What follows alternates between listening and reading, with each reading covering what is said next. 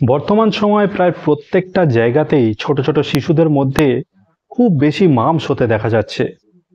সেই জন্য আজকের এই ভিডিওতে আমরা মামস নিয়ে কিছু আলোচনা করব এবং যদি আপনার বাড়ির আশেপাশে কোনো বাচ্চাদের মামসের সমস্যা দেখা দিয়ে থাকে, তাহলে আপনার বাড়ির বাচ্চাদের আপনারা কিভাবে সেই মামস থেকে দূরে রাখতে পারবেন সেই বিষয় নিয়ে আলোচনা করব। এবং যদি আপনার বাচ্চার মামসের সমস্যা দেখা দিয়েও থাকে, সেক্ষেত্রে কিভাবে হোমিওপ্যাথি ঔষধের দ্বারা সেই মাংসের সমস্যা দ্রুত থেকে দ্রুততরভাবে আপনারা সারিয়ে তুলতে পারবেন সেই বিষয় নিয়ে আজকের এই ভিডিওতে আলোচনা করব। তবে এর জন্য এই ভিডিওটি কিন্তু আপনাদেরকে সম্পূর্ণ দেখতে হবে।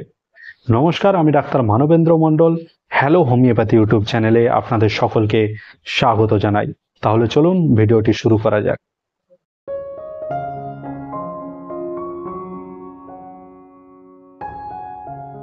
গ্রামের দিকে বিশেষ করে এই মামস রোগকে অতটা গুরুত্ব দেওয়া হয় না। আশেপাশে বা পাড়ার মধ্যে যদি কারো মামসের সমস্যা দেখা দিয়ে থাকে, সেক্ষেত্রে সেই সব বাচ্চাদের সঙ্গে অনেক সময় বাড়ির বাচ্চারা গিয়ে খেলাধুলা করে এবং সেই মামস রোগে আক্রান্ত হয়ে পড়ে।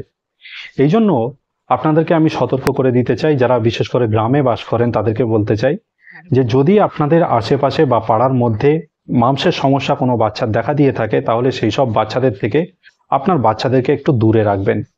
কারণ মামস একটি ভাইরাস ঘটিত রোগ। আপনার বাচ্চারা যদি সেই মামস আক্রান্ত শিশুটির সংস্পর্শে আসে, আপনার বাচ্চাও কিন্তু এই মামস রোগে আক্রান্ত হয়ে পড়বে। এই মামস রোগ সাধারণত 5 থেকে 15 বছর বয়সী শিশুদের মধ্যেই সবচেয়ে বেশি লক্ষ্য করা যায়। কোনো শিশু বা বাচ্চারা যদি এই মামস রোগে আক্রান্ত হয়ে পড়ে, তাহলে তার স্যালাইভারি গ্ল্যান্ড বা লালা গ্রন্থির এক ধরনের ইনফ্লামেশন দেখা যায়। বিশেষ করে আমাদের প্যারোটিড গ্ল্যান্ডের ইনফ্লামেশন দেখা যায়, যেটা আমাদের কানের নিচে থাকে। এই ইনফ্লামেশনের কারণে বাচ্চাদের প্রথমে সামান্য সামান্য জ্বর আসতে পারে বা তীব্র জ্বরও আসতে পারে, এবং তার 2-1 দিন পর থেকে এই স্যালাইভারি গ্ল্যান্ড বা প্যারোটিড গ্ল্যান্ডগুলি কিন্তু ফুলতে শুরু করে। মামসের এই প্রথম অবস্থাতেই যদি আপনাদের বাচ্চাদেরকে কোনো কাছাকাছি হোমিওপ্যাথি চিকিৎসকের কাছে নিয়ে যেতে পারেন, তাহলে কিন্তু এই অবস্থা থেকে আর বাড়াবাড়ি হয় না। এইখান থেকেই কিন্তু ধীরে ধীরে আপনাদের বাচ্চাদের সমস্যাগুলি কমতে থাকে।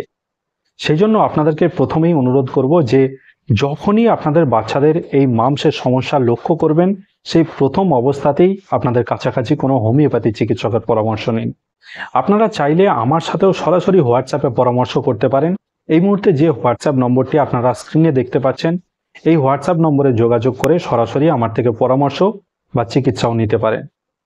যদি আপনার বাচ্চার মামসের সমস্যা হয়ে গিয়ে থাকে বা যদি আপনার বাচ্চা এই মামস রোগে আক্রান্ত হয়ে থাকে, সেক্ষেত্রেও আপনাদের চিন্তা করার কোনো কারণ নেই। আজকের এই ভিডিওতে এমন কয়েকটি লক্ষণ ভিত্তিক হোমিওপ্যাথি ঔষধের কথা আলোচনা করব, যেগুলিকে যদি আপনারা লক্ষণ অনুসারে ব্যবহার করতে পারেন, তাহলে কিন্তু আপনাদের বাচ্চাদের এই ধরনের মামসের সমস্যা আপনারা নিজেরাই সারিয়ে ফেলতে পারবেন।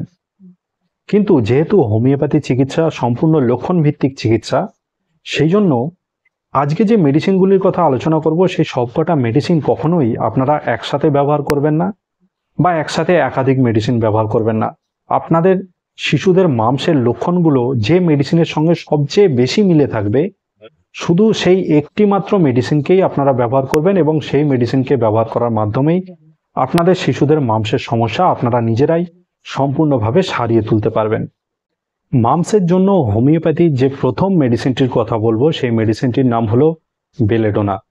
বিশেষ করে যদি আপনার শিশুদের হঠাৎ করেই তীব্র জ্বর দেখা যায়, এমন জ্বর যে বাচ্চার গায়ে হাত দিলে মনে হবে যে বাচ্চার গাটি যেন জ্বরে পুড়ে যাচ্ছে, এই ধরনের তীব্র জ্বরের সাথে যদি বাচ্চাদের মুখ চোখ লাল হয়ে যায় এবং তার সাথে সাথে গলার দুপাশে বা কানের নিচে দুপাশে ফোলা লক্ষ্য করা যায় এবং তার সাথেও এক ধরনের রক্তিম ভাব বা লাল ভাব দেখা যায়, এবং গলার কাছে বা কানের নিচে এই ধরনের ফোলার সাথে সাথে গলায় অত্যধিক ব্যথা লক্ষ্য করা যায়, যার কারণে বাচ্চারা কিন্তু তরল জিনিসও ঘেঁটতে পারে না। এবং এই ধরনের ফোলা বা ব্যথাগুলি যদি ডান দিকেই সবচেয়ে বেশি দেখা যায়, তাহলে এই ধরনের মামসের ক্ষেত্রে আপনারা বেলেডোনা 30 মেডিসিনটিকে 2 ফোঁটা করে দিনে 3 বার 1 চামচ জলের সাথে মিশিয়ে আপনাদের বাচ্চাদের খাওয়াতে পারেন। তাহলে এই অবস্থা থেকে আর বাড়াবাড়ি হবে না। এইখান থেকেই কিন্তু আপনার বাচ্চার সমস্যাগুলি ধীরে ধীরে কমতে থাকবে। মামসের জন্য পরবর্তী যে হোমিওপ্যাথি মেডিসিনটির কথা বলবো, সেই মেডিসিনটির নাম হলো ফাইটোলাক্কা। এই ধরনের পেশেন্টদের ক্ষেত্রে বেলেডোনার মতো এতটা তীব্র জ্বর দেখা যায় না। বাচ্চার জ্বর থাকতে পারে কিন্তু সেটা হালকা, এবং তার সাথে সাথে কানের দুই পাশে নিচের দিকটায় ফোলাভাব দেখা যায়, এবং তার সাথে সাথে খুব গলা ব্যথাও থাকে, যার কারণে রোগী কিন্তু কোনো গরম জিনিস খেতে পারে না। যখনই রোগী ঢোক গিলতে যায় তখনই তার গলার ব্যথা কান পর্যন্ত ছুটে যায়।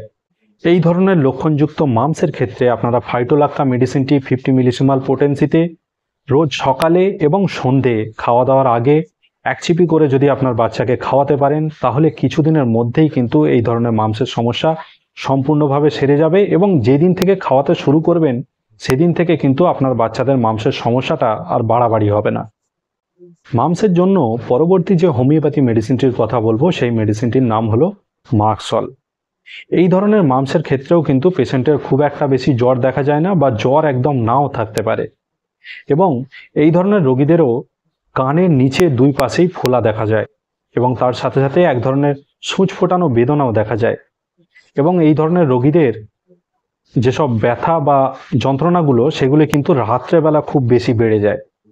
এই ধরনের লক্ষণগুলির সাথে যদি দেখা যায় যে এইসব বাচ্চারা রাত্রেবেলা ঘুমানোর সময় গাল দিয়ে লালা পড়ে বালিশ ভিজে যায়, এবং এইসব বাচ্চাদের অতিরিক্ত জলের পিপাসা এবং তার সাথে অতিরিক্ত ঘাম দেখা যায়, এবং এইসব বাচ্চাদের জিভটি বের করলে দেখা যায় যে এদের জিভটি কিন্তু লালায় পরিপূর্ণ, এবং জিভের পাশে দাঁতের ছাপ লক্ষ্য করা যায়।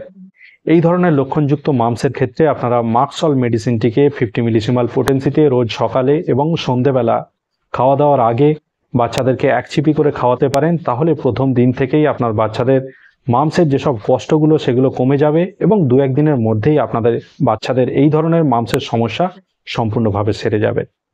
মামস নিয়ে আজকের এই ভিডিওটি আপনাদের কেমন লেগেছে অবশ্যই কমেন্ট বক্সে কমেন্ট করে জানাবেন, এবং যদি আপনারা এই চ্যানেলে সম্পূর্ণ নতুন হয়ে থাকেন তাহলে অবশ্যই চ্যানেলটিকে সাবস্ক্রাইব করে রাখবেন, যাতে এই ধরনের নতুন নতুন এবং গুরুত্বপূর্ণ ভিডিও আরও পেতে পারেন। আজকের মতো এখানেই শেষ করলাম। পরবর্তীকালে আবারও এরকম একটি নতুন এবং গুরুত্বপূর্ণ বিষয় নিয়ে আপনাদের সামনে আমি উপস্থিত হব। ততদিন সবাই সুস্থ থাকবেন, ভালো থাকবেন, নিয়মিত শরীরচর্চা করবেন। ধন্যবাদ।